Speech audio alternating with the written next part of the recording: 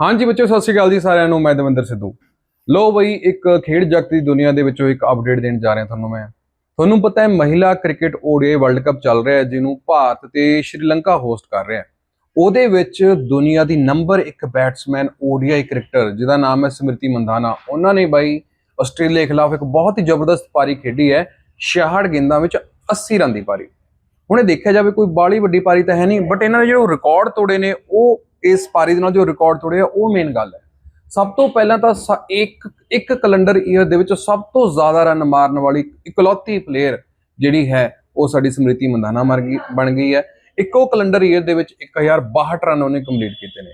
ਤੇ ਦੂਜਾ ਰਿਕਾਰਡ ਜਿਹੜਾ ਨੇ ਤੋੜਿਆ ਸਿਰਫ 119 ਇਨਿੰਗਸ ਦੇ ਵਿੱਚ 5000 ਰਨ ਕੰਪਲੀਟ ਕਰਨ ਵਾਲੀ ਇਕਲੌਤੀ ਬੈਟਸਮੈਨ ਤੇ ਸਭ ਤੋਂ ਤੇਜ਼ ਤੇ ਸਭ ਤੋਂ ਯੰਗੈਸਟ ਸਮ੍ਰਿਤੀ ਮੰਧਾਨਾ ਜੀ ਬਣ ਗਏ।